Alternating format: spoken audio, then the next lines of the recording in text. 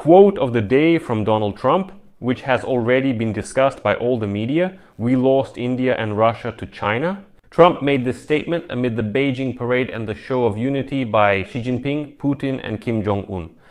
It's not just rhetoric. Work is underway to build an axis, and India is maintaining its own interests in this arrangement by continuing to buy cheap oil from Russia. So let's break down this statement by Donald Trump from September 5th without any hysteria, because there are a lot of hidden pitfalls here. My name is Alexis Pechet. Today is September 6th. Let's review everything step by step. But before we start, I want to remind you that every day several fresh news analysis segments are released on this YouTube channel, so that you stay up to date with absolutely all the news that happened during the day. That's why I recommend subscribing to this YouTube channel and liking this episode. Also, subscribe to my Telegram channel, Pechet News. The link is in the description of this video. There we publish breaking news as it comes in. Let's begin with the first detail. India.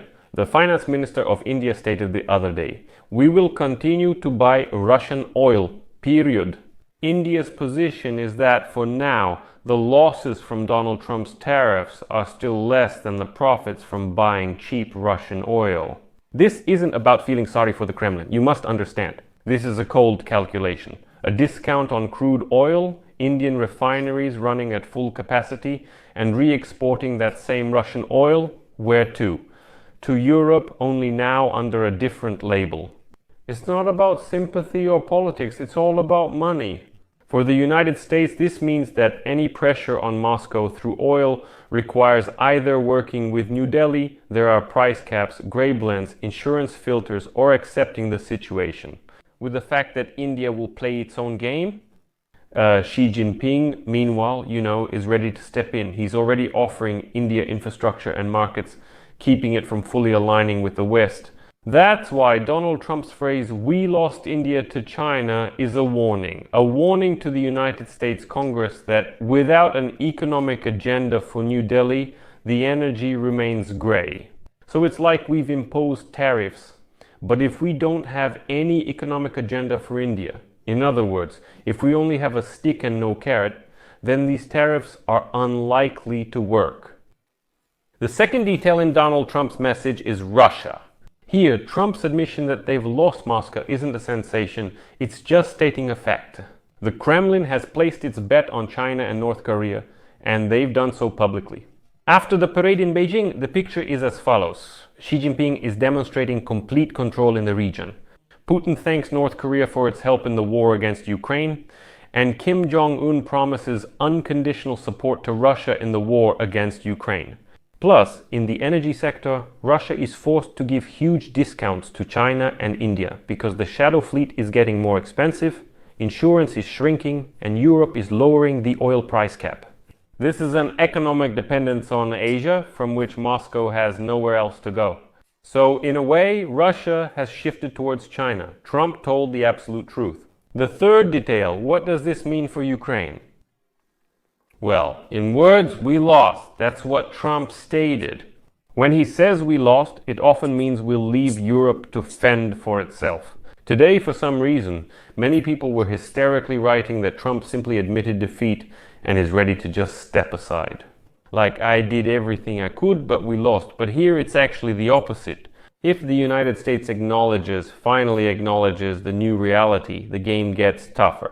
In terms of technology, oil gets tougher, the Navy gets tougher, more air defense and electronic warfare for Ukraine, more aid for Ukraine, more sanctions for Russia, and so on. The Paris summit on September 4th said exactly that. 26 countries are prepared on land, sea, and air to support a ceasefire and ensure peace.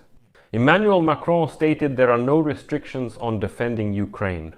This framework allows Washington to play against China and Europe to cover Ukraine with iron. It's important to put these two news stories side by side. As Trump says, we lost India and Russia to China. And right next to that are the positions of the Indian Ministry of Finance. New Delhi will keep buying Russian oil. Xi Jinping shows full control of the situation. This is about regional summits, parades, and photos with Putin and Kim Jong-un. The point of these quotes is not that all is lost, but that the West must, absolutely must, stop living under the illusion that Moscow and New Delhi will quickly turn toward the West. Well, the reality is that Russia and India are moving into China's orbit. And the fact that Trump acknowledged this and said it publicly is a breakthrough, well, at least in terms of rhetoric. At last things are called by their proper names. That's gone now. My friend Putin, I'm going to pull Moscow from China and connect it to the United States. Finally, that rhetoric is gone. Where is the room for Kyiv here? Well, first of all, hit the grey oil schemes through Europe, Britain and Canada simultaneously. Insurance, repairs, docks, all these blends. That is, mixing Russian oil with some other and passing it off as if it's not Russian. All of this reduces Russia's income and makes the pivot toward China much more expensive. Second, speed up the European military mission in Ukraine, training, air defense repairs and electronic warfare by doing everything inside the country to prevent any pause in the war from inviting a resurgence. Thirdly, work with New Delhi, but not with slogans, with accounting. When these grey oil blends stop reaching European ports because of documents, insurance and so on, Indian refineries will be forced to recalculate their margins. And then this cheap Russian oil stops being as valuable as gold. Yes, it may seem tedious, a very tedious process, uninteresting, but this is real policy against the axis of Putin, Xi Jinping and Kim Jong-un and now even India. That is, we need to stop making slogans to India, saying that you are helping the aggressor, you are giving money to the aggressor so that they can kill Ukrainians. Do you think Indians don't get this? They understand it well. But we shouldn't speak in slogans, we should hit, as they say, with the ruble. Well, in India's case, with rupees. Hit clearly. Fine, buy all the cheap Russian oil you want, but you'll be totally shut out of the Western market. Completely. If Europe stops playing with grey schemes, it will be noticeable. And then India will say, why do we need all this cheap oil? Where can we sell it next? China won't buy it. The end? This phrase from Trump, we lost, sounds like defeatism, but it's actually a starting point for a mature United States strategy. Europe gets tougher on oil, the fleet and steel. For Ukraine, India is about practical work on all bypass schemes, while China is a very long race. And the sooner the coalition of the willing builds its framework on Ukrainian soil, the less space the Axis will have for political effects from some beautiful images in Beijing. So I'll leave it at that for now. Share your opinions and conclusions in the comments below this episode. Subscribe to the channel, hit the bell, and don't forget to like. That's all for now. Take care. Goodbye, everyone.